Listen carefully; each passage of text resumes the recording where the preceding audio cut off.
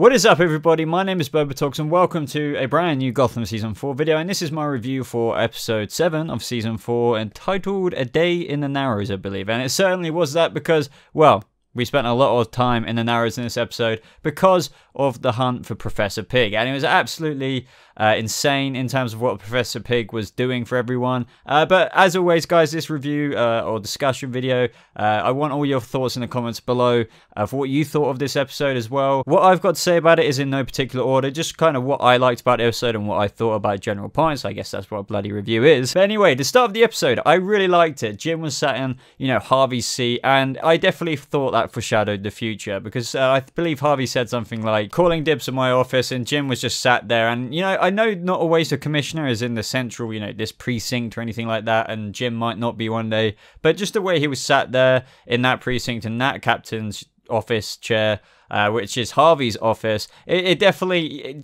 suited it. Jim really suited it, and we all know Jim is the good cop out of everyone, even though he does bad things sometimes, which was also another thing highlighted in this episode, but I'll get to that a little bit later. I guess what I'm trying to say is I just really liked seeing him in that captain's chair, because also another thing about what they said about Gotham Season 4 with Jim's story is that he's going to be taking much larger steps towards his commissionership.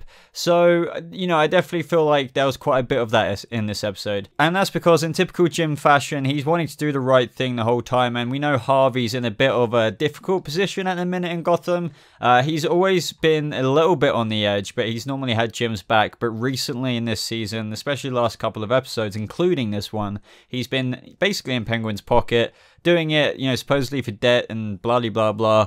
But, there's a lot of tension between Jim and Harvey in this episode, and talking about the steps towards commissionership through what Jim did in this episode, he even got cops who didn't really like him, and we're even butting heads with Jim to the point where towards the end of the episode, they were ripping up crime licensing papers. And to be honest, Harvey did not look happy in that moment at all, because it's interesting. All the cops started to hate Jim at the beginning of this season due to him being really against the whole crime licensing thing, but now he's won over the respect of a lot of the fellow officers in the GCPD because he was right all along in this episode about Professor Pig and the whole, thing that Pig was doing with faking about who he was, and he came out on top. And I think this is going to be a significant moment in terms of his step towards the commissionership. Obviously, that's quite a ways off, but he really is starting to get the respect of the cops, and one by one, he's going to be, taking those steps towards the commissionership, and I believe we did just see that. But anyway, let's rewind back a little bit, because I did kind of just talk quite a bit about Jim's story in this episode from start to end. But anyway, at the beginning of the episode, obviously, this is still very much so Professor Pig. He's going to be in several episodes this season, so this is his second one, and 44 pig head boxes, or should I say pig heads, were delivered to the GCPD, and that is just for as many cops in this precinct, minus one Jim. So yeah, Professor Pig is scaring the crap out of everyone, and it seems that he's not just going after bad cops. He's just like, screw it, I'm going to go after all cops. And that's because I believe this is from the words of Pig himself, Professor Pig. He wants to create a better new Gotham. And I really liked that choice of words because, there was a recent interview with Michael Cerverus as well, and he was saying, like, there might not be, probably won't be any steps towards Dollartrons this season, and that doesn't surprise me at all, because obviously that's very much so a potential future thing, and he even said that. That's not to say there won't be Dollartrons in the future, but at the minute, this is, Gotham. It's an origin show for the uprising of Batman and the state and climate of Gotham City to be that place of where Batman needs to be around to, stop all, the horrible things going on in Gotham. So, this is very much so an origin of Professor Pig, and he wants to initially just, correct a few things. Then he's like, oh no, I want to create a better new Gotham, and then eventually somewhere down the line he might be like, oh wait, I can actually keep these people alive and create better versions of them. So that would be obviously lobotomized Dollartron. So I really liked that in this episode, and the interaction between Jim and Professor Pig, which was brilliant. I did know that was Professor Pig when he was in the ambulance, because I recognized Michael Cerverus, who plays Professor Pig. But I feel that the dialogue between Professor Pig when he was pretending to be a cop and Jim, about Jim saying, I feel like, he was talking about what he thinks Professor Pig has been going through. He's like, maybe he just got to a breaking point, and because there's so much rot in Gotham, and he even confessed to this fellow GCPD officer that, he's even done bad things. And I felt like that was a true kind of moment between Jim revealing, you know, the very good cop within himself, but also to like one of the main villains of this season, Professor Pig. And that was very interesting because in a very delusional way, Professor Pig kind of completely agrees with everything Jim had to say about the corruption and the rotten Gotham City, but he wants to go about clearing up in his own way, which is why he feels like Jim is a kindred spirit, in the words of Michael Cerverus himself. But I really saw the future commissioner there in that moment where it's like, I'm going to hunt down, you know, after all of this and after he's got the majority of crap out the way, then he's going to go after every and each single bad cop there is out there until he clears it up. And that just is very Commissioner Gordon, whether it's from some of the movies you may have seen or the comics. He's, you know, he's a good cop. He's one of the good ones. And I just felt like, I don't know, I was just sort of, it's a weird reverse nostalgia, if that makes sense. I felt like I saw the future Jim there. So really good writing there. I really like that. And really good acting from Ben McKenzie as well. It just really hit me in terms of the character. And I feel like they nailed Jim there. But let's talk about what we knew was coming from the trailer and the promo photos. If you saw that Penguin wanted to help out with, you know, this hunt for Professor Pig. And this is what causes even more tension between Harvey and Jim in this episode. Because obviously Harvey is still somewhat supporting Penguin. And he's sort of bashing heads with Jim because Jim's just like, well, there's no way you should be going around the city and harassing and, you know, torturing people to a degree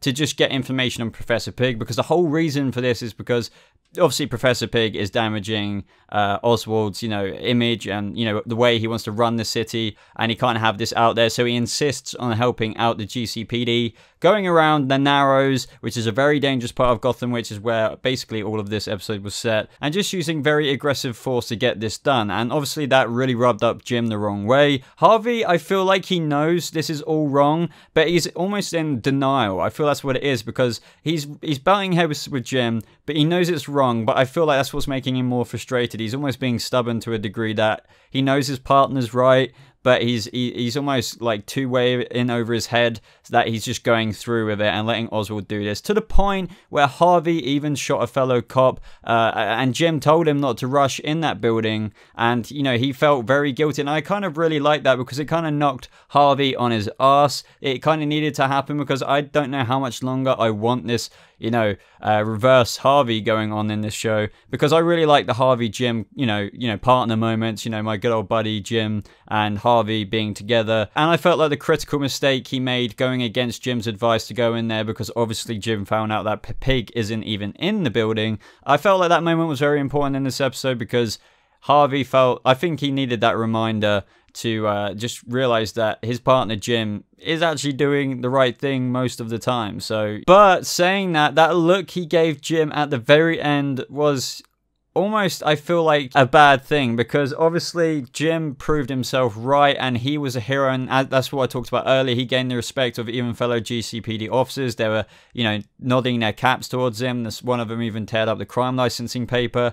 But Harvey was the guy who shot the cop, did the wrong thing, even though he wasn't strictly to know, even though Jim did tell him not to go in there. He wasn't technically, you know, there was no proof. So he went in there, he thought he was doing what was right, and he got knocked on his ass, as I said. So everyone's kind of maybe potentially taking the piss out of Harvey. Jim was right, and I think Harvey might be a bit bitter about that. I think there might be potential still a little bit of fallout from this, and that's not really what I'm looking forward to, because I don't want Harvey and Jim to butt heads anymore. But I think it might still continue, since Harvey's a bit humiliated now for not listening to what Jim had to say about, you know, raiding the building that Pig was supposedly in. So let's talk about Brucey Wayne in this episode. Some people I've seen on social media didn't really like Bruce parts of this episode, and I kind of agree to an extent, but I feel like it was necessary. I feel like what they did with Bruce this episode, it kind of makes sense in terms of him hurting post-Ra's al Ghul. Everything that Ra's did to him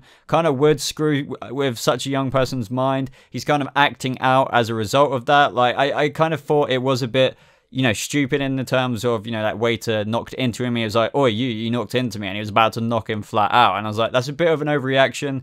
But at the same time, Bruce did just see Alex get his throat slit. He killed Ra's al Ghul. It is quite a bit of a head screw, if that makes sense. So I do understand where Bruce is coming from. I get how he's acting out, because then even later in the episode, he went full on Playboy Bruce Wayne, and I feel that's what they're introducing in this episode, which I believe at the same time, as much as I don't want it to carry on for too long, I feel like this is going to fall out over a couple more episodes of Bruce acting out, because we saw him go to the club and, you know, it was a proper party moment. He's got alcohol everywhere. He's pouring it in everyone's drinks. And I felt like that was a very Playboy Bruce comic thing to do, and I think this is how he might get that reputation from here on out. Whereas in the comics, it's kind of a bit of, you know, put on, which is obvious to sort of take away from the whole Batman aspect. But maybe there's nothing wrong with Bruce actually being a bit of a jerk sometimes, you know, maybe acting out, because he has got a lot of stuff to deal with, a lot of stuff to go through. Obviously that doesn't excuse this kind of behavior, but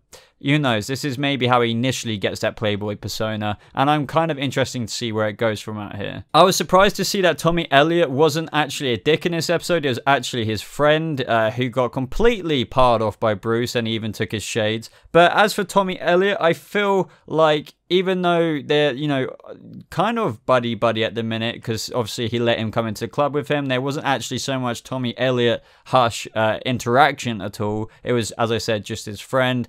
But I got a feeling the reason why I think the Bruce thing is going to last a bit longer with him acting out, I feel like Tommy Elliott's going to be a bit of a bad influence. Since he's kind of buddy-buddy with Bruce, they talked about the whole punching thing in season 1. But I feel like from here on out, Bruce might slightly connect with him. Obviously Tommy Elliott, I feel, is a bit rough on the edges, and I feel like he's going to continue hanging out with him, and that is how Tommy Elliott's story is going to come into this season, because he didn't really have much of a purpose in this episode apart from like going wingman with Bruce and like getting with those girls in the club, which was a bit cringy, I have to admit. But at the same time, I get it, Gotham, like, you know, you wanted to scream out that Bruce is acting out, he's going through a lot of crap. But as I said, I think Tommy Elliott's gonna, you know, continue on for a few episodes of being a bad influence on Bruce and making him act out even more, and Alfred certainly isn't gonna like this. I mean, for crying out loud, it was such a Bruce Wayne thing to do in the future. He just walked in there, he spoke to the owner, brought the club, he was going around everywhere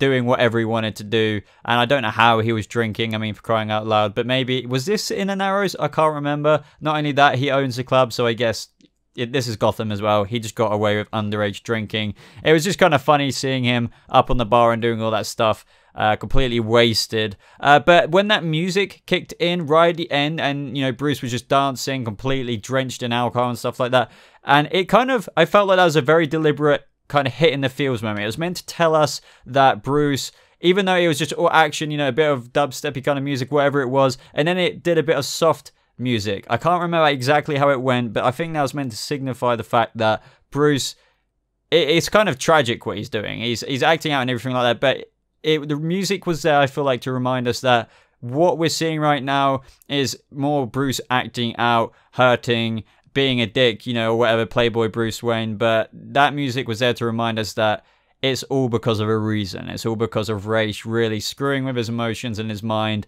Really, think about if this stuff was real. That's quite a lot to deal with. So, yeah, I felt like that cue of music right at the end of that clip of the club scene was to remind us that he's going through some stuff, and this is why this is happening. And if anything, it's kind of not tragic or anything like that. It's a bit cringy, but a bit sad, you know.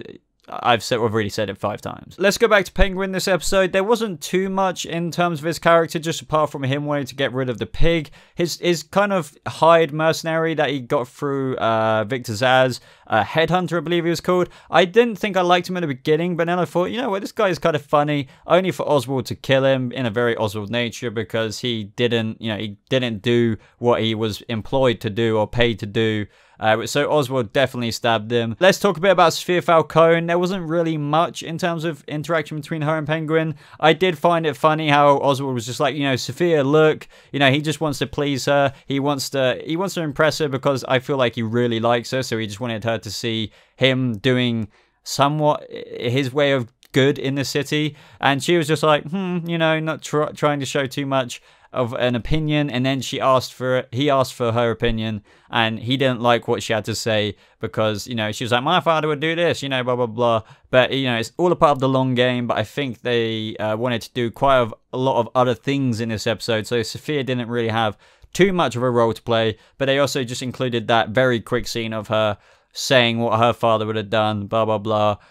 It's sort of continuing that ball rolling, saying, don't worry, we're not forgetting about this story of Sophia Falcone, but we've got quite a few other things to iron out in this episode. It was great to see Selena again in this episode, and Tabitha, and even Barbara. I thought the scenes they were in were absolutely badass, especially the moment where obviously Selena went to go and prove herself in terms of, well, not even prove herself, Barbara was pulling the plug because Ra's al Ghul is quote-unquote gone, or dead even, and he was bankrolling the business, so without him, it's just like, you know, I don't see how we're going to do this gun business. But Selena was like, don't worry, we can still do this, I can get the guns, we can do these heists. But Barbara was like, no, so she went out of there, and she got into a spot of trouble, and I kind of liked that she made a mistake. She set off that car alarm. She is a young Catwoman, we can't forget that. Obviously, she's going to make mistakes. She's not going to be a pro. This is all a learning experience, which is why, obviously, Tabitha is kind of mentoring her and she's sort of shadowing her. I really like the costume design for Selena. I knew what this looked like way before in advance because, obviously, we do the trailer breakdowns every week, which, obviously, will be coming out tomorrow. So I already saw what her suit looked like, but I really like the wardrobe change. Obviously, she's already got a couple. It's almost like she's got a few Catwoman suits,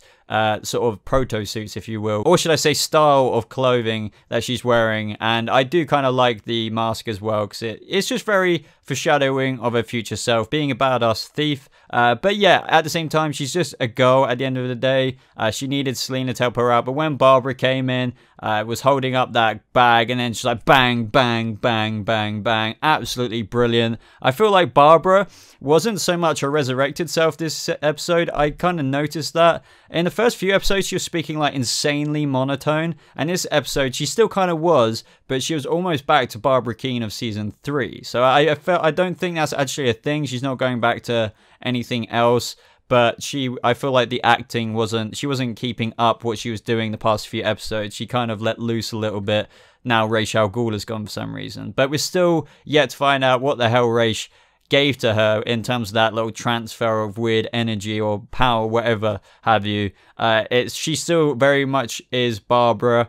The resurrected Barbara, that is. I do not think that this is Ra's al Ghul just acting to be Barbara. I definitely think that this is Barbara Keene and he isn't controlling her body yet. But anyway, in conclusion to that, I felt like that was very important. I really liked what story they gave to these, should I say, Sirens this episode. They definitely wanted to continue their business after being successful and robbing that biker gang this episode. So I'm looking forward to seeing Selena, Tabitha, and Barbara. I never thought I'd say those words, mainly because I couldn't stand Barbara once upon a time. But I like Tabitha. She hasn't got too much of a purpose apart from obviously being a mentor to the younger Catwoman, so she kind of has a bit of an origin story as to how she became so badass off Tabitha and Barbara now. So they do make a pretty wicked team, and when they were walking out of that building with the smiles on their face, and that smile on Selena as well when she was turning around, that because of Barbara was just like, no, we're going to continue this business, that just made me smile as well, because Selena, as Tabitha said this episode, just wants a purpose, she wants a home, that's all she's ever wanted. And now I feel like she's honestly, you know, if you're on like a color scale of red to green, she's getting into the green area of her purpose and her future Catwoman character. She's finally finding herself with Tabitha and Barbara, especially now she's pushed so hard for this gun business to work, which is kind of at the same time a bit weird for such a young person. But we all know Catwoman is all about doing whatever, stealing, you know, just wanting to be in some kind of weird kind of business, even if it's gun running. So I really like what they're doing with the characters, Selena, Barbara, and Tabitha, and I can't wait to see what's going to come from them this season with their story of being together and, you know, doing these heists and possibly God knows what else. And is it just me, or is it like everyone had flip phones in this episode? Obviously, Gotham isn't set in a time era. Like, I always get this question, but it's actually been described as, honestly, the reason why I couldn't cross it over with other shows is because it's so unique in the terms of how you see stuff like, you know, old telephones in the GCPD, yet sometimes you see a flip phone, but yet sometimes you see like a 70s or 80s car. It doesn't have a concrete time period. It's like stuck in this time loop of, you know, some future things, some old things, It's just weird. Like, you see sometimes like these 50s or 60s looking punks or criminals in the clothes they're dressing. It's just stuff like that. But there's quite a few flip phones in this episode. Like, Jim had one, Selena even had one, Tabitha had one. Loads of people had a flip phone, and it kind of made me laugh because obviously that's very early 2000s thing. But the reason why I'm saying this is because at the very end, even Professor Pig was calling up Jim, saying what he had planned and just taunting Jim in general. And I have to say, with what we've seen of Michael Cerverus or Severus, I need to find out the pronunciation for that name. I really like it. Even though he hasn't been featured heavily in this episode either, it's brilliant. And I love that there's an ongoing, very interesting villain this season. And that's not discrediting anyone like the Mad Hatter. I just feel like this villain is a lot more appealing to me because he's just... We all know what Professor Pig's like, right? I mean, some of you may not. But he's such a delusional, twisted, if not one of the craziest alongside the Joker and unpredictable villains out there. And it's just brilliant to see the origin of that character being played out by a very good actor. And it's just, they're not giving it to us in full swing. They're dribbling little droplets of Pig throughout, you know, the episodes, and I feel like it's gonna really tear up to a nice mid-season finale potentially episode, which I can't wait to see. But anyway, guys, that is all I've got to say about this episode review or breakdown. I thought it was a good episode. It wasn't amazing, it wasn't up there with the greats or anything like that, but it wasn't terrible. I think I said this last week as well, but there was a lot of stuff that was necessary. Like, I felt like, believe it or not, the Bruce Playboy, like, acting out stuff and, you know, just acting like a young teenager with billions of dollars, you know what I mean? He's hurting, and I felt like all this actually was necessary. I don't want to be seeing too much of this in the show, but I get it. They do need to show that Bruce is going through a bit of crap, and buying clubs and hanging out with friends his own age makes sense. But yeah, I don't think any of us want to see too much of this because it does get a bit annoying for too much. I love the Pig elements that was going on. I don't know, it was a good round episode. It was a whole round good episode with lots of things that needed to happen in it, but it wasn't amazing. It didn't make me like go, oh my god, this was crazy. So let me know what you think of it in the comments down below, guys. I really love talking about this show with you. So yeah, just type something right now and let me know what you thought. Be sure to like this video, guys. If you did make it this far in the video, I really appreciate it, as it really does show your support for the channel. And I think we can reach 150 likes, guys. And I think I said 120 last time. We got to, I think, near 150, so we can do it again this time. If you want to stay a little bit more up to date with me personally, guys, you can follow me on social media. The link should be popping up on the screen around here or in the description below. But apart from that, guys, that is all from me. I hope you have a lovely rest of your day. Thank you so much for watching, and I'll see you in the next video. Goodbye.